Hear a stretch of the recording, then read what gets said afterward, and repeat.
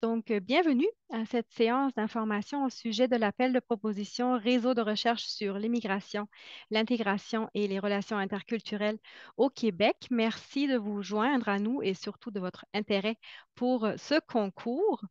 Ce concours s'inscrit dans le cadre des actions concertées et est issu d'un partenariat entre les Fonds de recherche du Québec, Société et Culture, et le ministère de l'Immigration, de la Francisation et de l'Intégration, le MIFI. Mon nom est Marion Kuhn et je suis responsable de programme à la direction des actions concertées du FRQSC. Et je suis bien entourée aujourd'hui. Je suis accompagnée de ma collègue Valérie Beausoleil, qui est également responsable de programme à la direction des actions concertées du FRQSC. Elle me soutiendra pour répondre aux questions que je vous invite à inscrire en continu pendant la présentation dans la section Q&R en bas de votre écran. Nous y répondrons au fur et à mesure ou à la fin de la présentation selon la teneur des questions. Vous aurez le choix de les poser de façon anonyme ou non, selon votre préférence. Je suis également accompagnée par deux représentants du MIFI, le partenaire donc de cette action concertée. Il y a Xavier Dionne, qui est conseiller à la veille, à la direction de la recherche, de la statistique et de la veille, et Charles-Antoine Sévigny, conseiller expert et coordonnateur à la direction des politiques et programmes de relations interculturelles. Merci à vous deux d'être avec nous aujourd'hui. Avant de plonger dans le vif du sujet, nous vous invitons à vous inscrire dès maintenant à notre outil de maillage si ce n'est déjà fait. Vous trouverez le lien dans le fil de la discussion. C'est un formulaire qui vise à vous faciliter la composition de l'équipe. Et le tableau qui en résultera sera acheminé ce vendredi, donc 23 février, à toutes les personnes qui se sont inscrites à ce formulaire et nous vous invitons à communiquer vraiment les uns avec les autres pour répondre en grand nombre et collectivement à cette invitation de créer un réseau de recherche sur l'immigration, l'intégration et les relations interculturelles au Québec. Pour ce qui est du plan de la présentation, je viens de terminer le premier point, le mot de bienvenue, et j'enchaînerai dans quelques instants avec une brève présentation de la programmation des actions concertées dans laquelle s'inscrit, comme j'ai dit, le présent concours. Les règles en vigueur sont les mêmes que pour nos concours dits réguliers, mais il y a quand même certaines particularités qui vaudraient la peine d'être expliquées. Ensuite, les représentants du MIFI rappelleront le contexte du programme, ses objectifs et les retombées auxquelles on s'attend avec la création du réseau avant qu'on passe aux besoins de recherche plus spécifiques et aux caractéristiques attendues du réseau. Et le dernier point portera sur le processus d'évaluation et sur les conditions du concours. Je précise qu'il s'agit d'une séance d'information qui ne pourra pas couvrir tous les aspects et que l'information qui a valeur légale se trouve dans l'appel de proposition. Le lien est dans le fil de la discussion. Voilà, donc les actions concertées offrent une programmation qui se distingue de nos autres programmes au FRQSC par l'approche partenariale. Comme le nom le dit, il s'agit de programmes qui veulent concerter tous les joueurs autour d'un enjeu sociétal, donc la communauté de la recherche, les représentants d'organismes publics, les milieux utilisateurs potentiels et les besoins de connaissances ou les besoins de fédération de la recherche proviennent des milieux utilisateurs potentiels, le plus souvent de ministères qui deviennent alors notre partenaire financier. Concrètement, ça veut dire que c'est eux qui défraient 100% des coûts. Et à la base d'une action concertée se trouve une entente de partenariat qui fixe les règles de ce maillage et les règles du partenariat entre les FRQSC et le ministère en question, règles qui correspondent aux valeurs, aux principes du fonds et qui sont valables pour tous nos financements offerts dans nos programmes. Le MIFI a donc fait le choix de conclure ce partenariat avec le fonds pour nous donner le mandat d'organiser un concours qui fera appel à la communauté de recherche du Québec et ce, en respectant nos règles parce que, distinction importante, le fonds octroie des subventions de recherche et non des contrats et veille à l'intégrité du processus. Ça veut dire qu'en confiant au fonds l'organisation du concours et la gestion du financement après, le partenaire s'assure d'avoir accès à des recherches indépendantes qui répondent donc aux standards d'excellence et aux normes en vigueur en recherche. L'excellence est assurée par un processus d'évaluation indépendant. La liberté académique et la propriété intellectuelle ne peuvent pas être mises en question et les résultats de la recherche financés dans tous nos programmes au FRQSC, au Fonds de recherche globalement, sont publics. Donc, les partenaires de l'action concertée, vous l'aurez compris, pratiquent un certain lâcher-prise pour combler leurs besoins de connaissances dans le but de financer les meilleures recherches. Et en contrepartie, on les intègre à certaines étapes du processus d'une action concertée, notamment à l'élaboration de l'appel de proposition qui traduit leurs besoins, à l'évaluation de la pertinence et au comité de suivi pour nous assurer que leurs besoins de connaissances sont répondus. J'y reviendrai, mais justement, je passe maintenant la parole à Charles-Antoine Sévigny pour qu'il puisse nous présenter le contexte, les objectifs et les retombées attendues du concours. Oui, merci beaucoup Marion pour cette introduction.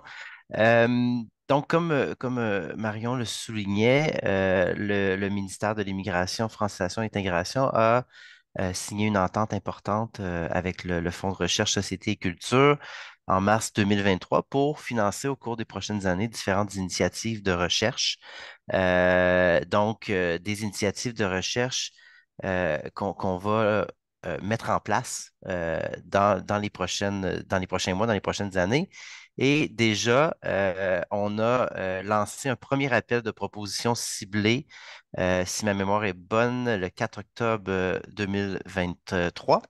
Appel de proposition sur la capacité d'accueil de la société québécoise et également l'établissement durable des personnes immigrantes en région.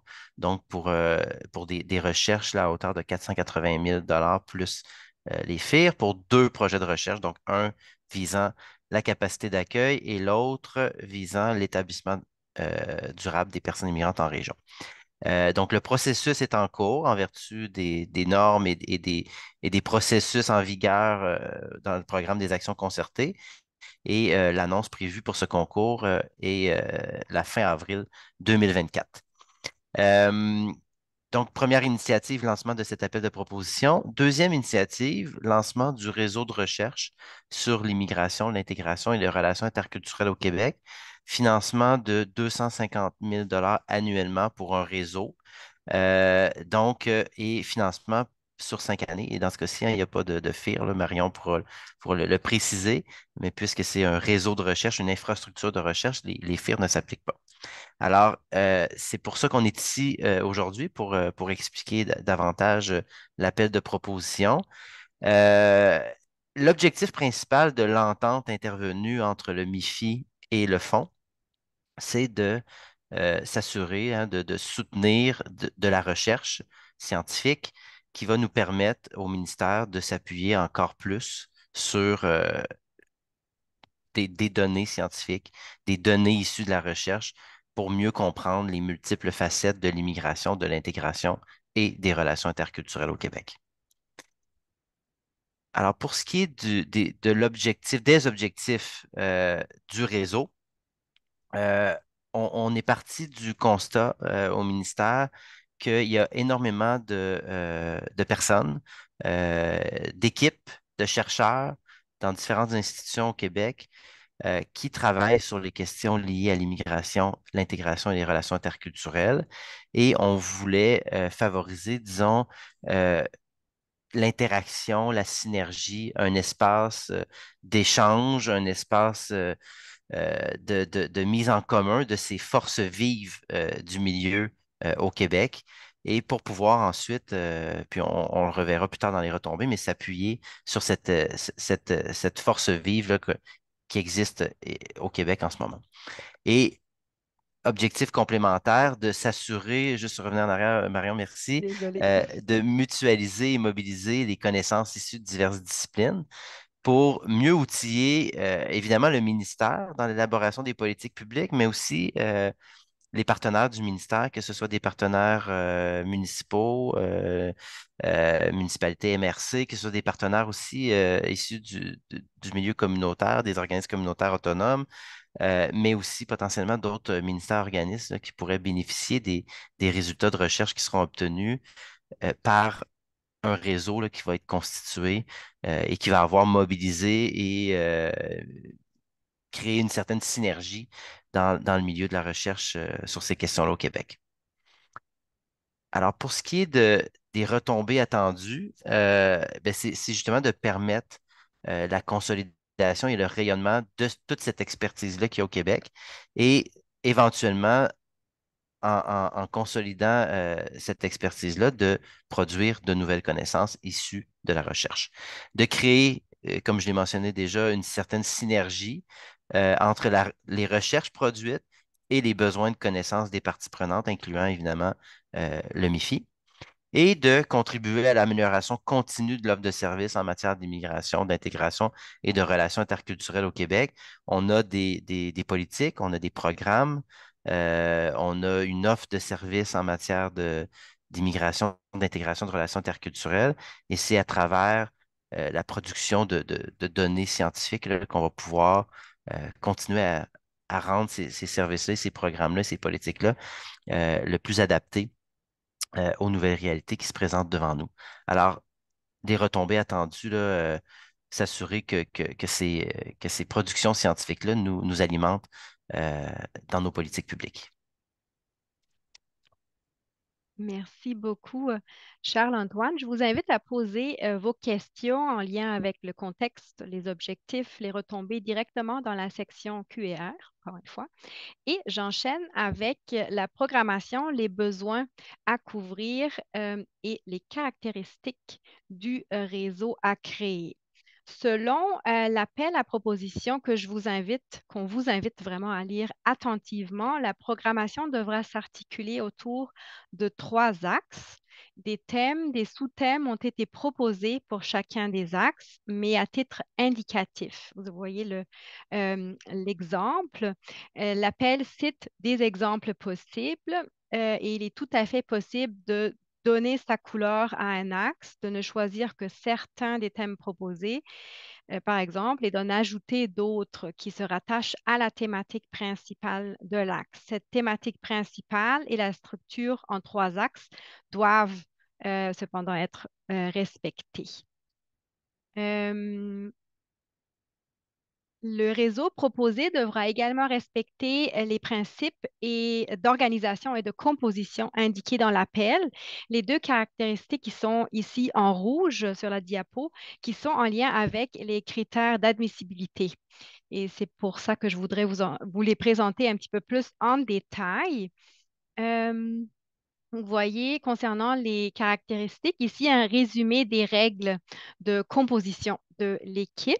Le réseau doit comporter donc trois co-titulaires, chacun ou chacune responsable d'un axe, et les statuts admissibles pour ce rôle de co-titulaire sont définis dans la section définition, statut et rôle de nos règles générales communes. Le lien est également dans le fil de la discussion. Et ce trio de co-titulaires peut donc compter des personnes qui répondent au statut 1, statut 2 et une personne qui répond au statut 3 selon nos règles générales communes. Donc, une chercheuse ou un chercheur de collège avec la précision que cette dernière personne doit détenir un PhD. Et pour assurer une certaine étendue, diversité au sein du réseau, les trois co-titulaires, futurs co-titulaires, doivent provenir de trois établissements différents et œuvrer dans des champs disciplinaires différents. Nous avons d'ailleurs reçu des questions concernant ce terme de champ disciplinaire. Merci beaucoup pour votre vigilance et avons ajouté une précision dans l'appel qui fait directement lien au choix des disciplines que vous trouverez dans le formulaire, en fait. Donc, nous vous invitons, pardon, à consulter la toute dernière version de l'appel sur le site. En plus d'être multidisciplinaire, l'équipe, et là je parle de l'équipe au complet, doit réunir des membres de différentes régions du Québec. Du Québec. Je tiens aussi à apporter une petite explication concernant le processus de candidature. Notre système ne permet pas de co-titulaire pour la transmission des candidatures. Il s'agit là vraiment d'une limite du système. Cela veut dire qu'il faut choisir une personne parmi les trois qui soumettra le formulaire de demande et de pré-demande, qui l'ouvrira donc dans son portfolio et remplira la section chercheur principal ou chercheuse principale. Et les deux autres de ce trio seront dans les formulaires des co-candidats ou co-candidates. Et en cas d'octroi, les deux co-candidats ou co-candidates recevront également le statut de chercheur principal, chercheuse principale, grâce à un autre petit formulaire à remplir et la subvention sera divisée à parts égales entre les trois établissements gestionnaires. Le système de gouvernance proposé doit prévoir une coordination tournante parce qu'on veut vraiment s'assurer d'une importance égale des axes et aussi d'échanges fluides entre les axes. Concernant le processus de candidature, encore une fois, je souligne qu'à l'étape de la pré-demande, seuls les CCV, donc les CV comme un Canadien, de ce trio de co-titulaires sont à joindre, donc CCV du chercheur principal, de la chercheuse principale et des deux co-candidats ou co-candidates. Et ces deux derniers doivent aussi consentir à leur inscription sur la pré-demande.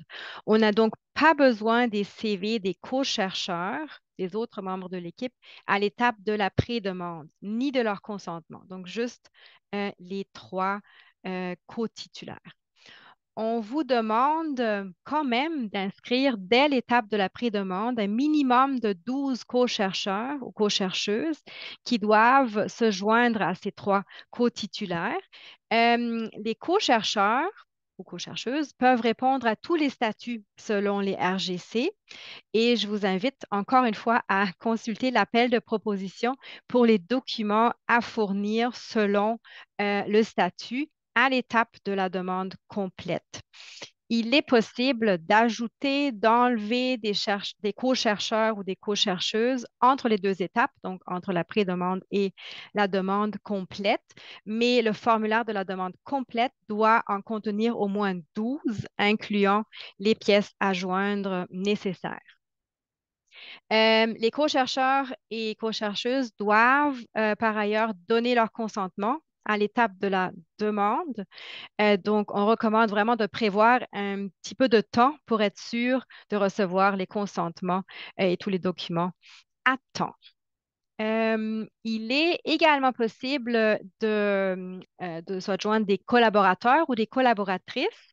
Ça, ce sont des personnes qui apportent une expertise spécifique ou pointue au réseau, donc qui ne sont pas là pendant tout le temps ou qui sont moins impliquées.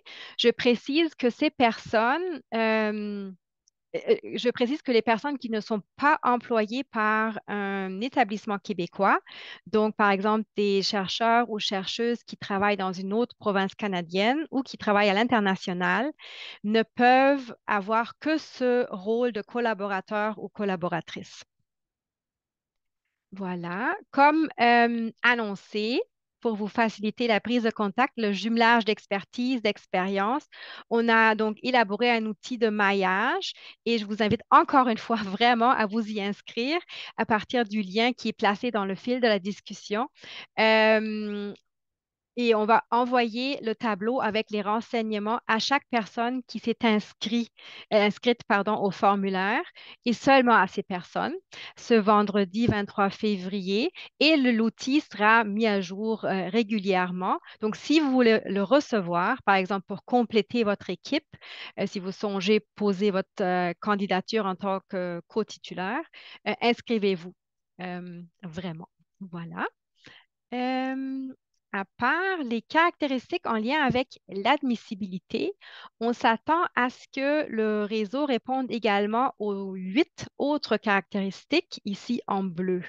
Je vous invite à lire les descriptions dans l'appel et attire votre attention sur le fait que ce sont des aspects qui doivent être mentionnés, traités, expliqués dès la pré-demande, puisqu'ils sont inclus dans les critères d'évaluation de pertinence. Donc, la première étape, ce qui m'amène au prochain point, le processus d'évaluation et les conditions du concours. Alors, comme mentionné, l'évaluation se déroule en 2 étapes et organisée, encadrée par le FRQSC. La première étape, l'évaluation de la pertinence, se fait sur la base de la pré-demande et sert à sélectionner les propositions qui répondent à l'appel, qui sont donc jugées pertinentes. Comme le nom le dit, concrètement, le fonds reçoit du partenaire une liste qui représente le partenaire ou qui collabore avec le partenaire de l'action concertée. Et nous, donc le fonds, on fait ensuite un tri qui sert à exclure toute situation de conflit d'intérêt avec les personnes candidates. Et les personnes proposées restantes, qui ne sont donc pas en conflit d'intérêt, pourront participer au processus d'évaluation et devront analyser les pré-demandes selon 3 critères. Vous les voyez ici. Donc, l'adéquation de la programmation aux objectifs et aux besoins énoncés dans l'appel, les retombées anticipées et troisième critère, la mobilisation des connaissances et les liens partenariaux. Je vous invite encore une fois à consulter l'appel pour les sous-critères et surtout à bien démontrer dans la partie description de la programmation du formulaire comment votre proposition répondra à chacun des sous-critères. C'est un exercice de démonstration et les membres du comité évaluent seulement ce qui est écrit dans la prédemande. Donc, par exemple, même s'ils pourraient penser à des retombées très utiles sur la base de la programmation décrite dans la prédemande, ils pourront seulement les prendre en compte lors de l'évaluation si c'est écrit noir sur blanc dans la prédemande. Je rappelle aussi que les membres du comité ne sont pas des scientifiques à cette étape-là. Donc, ce sont souvent des professionnels du gouvernement ou des gens du milieu à cette étape. Donc, il faut ajuster le langage à ce public en conséquence. Et comme pour nos autres comités, pardon, le fonds mandate ici le ou la présidente qui mène les délibérations, assure, comme j'ai dit, l'exclusion d'évaluateurs, évaluatrices en conflit d'intérêts, veille également au traitement équitable des pré-demandes, bref, à l'intégrité du processus. Et le tout est confidentiel justement pour éviter toute influence indue en amont ou après. Et à l'issue de cette étape, les équipes seront informées du résultat et seules les équipes dont la pré-demande est jugée pertinente sont invitées à déposer une demande de financement complète. Ces équipes reçoivent une fiche de rétroaction qui résume les commentaires du comité de pertinence, fiche qui est également mise à la disposition des membres du comité d'évaluation scientifique. Et c'est là le seul pont entre ces 2 étapes d'évaluation. Autrement, le compteur repart à 0. Il n'y a donc aucun cumul entre les 2 évaluations.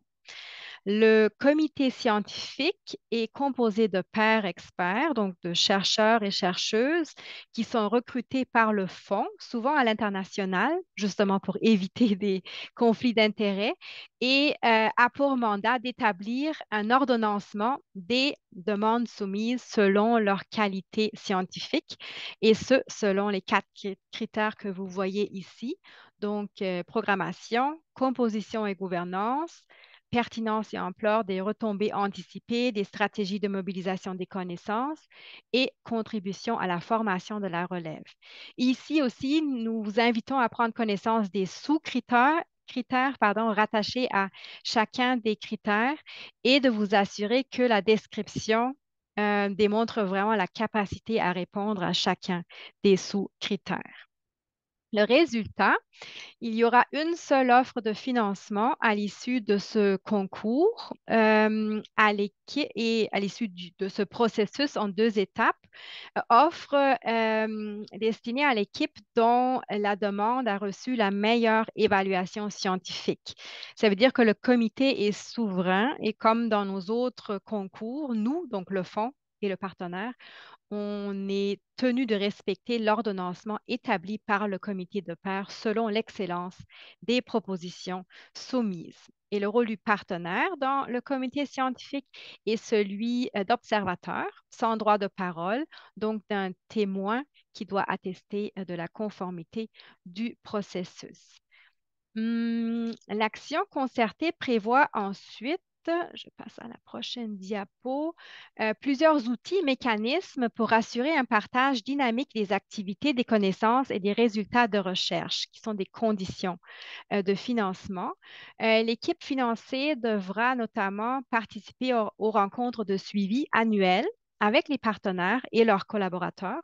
Ce sont des rencontres qui visent à permettre aux partenaires, qu'on comprend comme utilisateurs potentiels des résultats, de comprendre les activités en cours, de suivre l'évolution, d'échanger avec l'équipe, de faire des suggestions, le tout bien sûr en respectant la liberté scientifique. C'est donc à prendre ou à laisser par l'équipe financée. Mais ce qu'on veut surtout, c'est que les partenaires soient au courant des activités et puissent envisager les retombées possibles. L'équipe devra aussi préparer un rapport annuel qui devra résumer les activités réalisées et au terme de la subvention, donc on prévoit une subvention de 5 ans, un rapport d'activité en guise de bilan. Ici, on s'attend à des avancées qui aideront à mieux comprendre les questions à l'étude et à des pistes de solutions. Voilà. Euh, Voici pour terminer un récapitulatif des dates importantes. Donc, comme j'ai dit plusieurs fois, l'outil de maillage sera envoyé après-demain. Le formulaire de pré-demande et les documents à joindre devront nous parvenir avant le 10 avril 2023, 16 heures, via FRQNet. Les résultats de l'évaluation de pertinence seront communiqués aux personnes qui ont soumis une pré-demande dans la semaine du 6 mai. Les demandes complètes, incluant tous les documents à joindre, devront être transmis le 3 juillet avant 16 heures, encore une fois, et l'annonce se fera pendant la semaine du 23 septembre pour un début des travaux du réseau financé le 1er octobre 2024. Voilà. Si vous avez des questions en lien avec l'appel ou le processus de candidature, n'hésitez pas à contacter ma collègue Valérie Beausoleil. Et pour des questions d'ordre technique, par exemple des problèmes avec le formulaire, on vous invite à contacter notre collègue technicienne Elisabeth Pelletier. Elle vous aidera avec plaisir et beaucoup de compétences.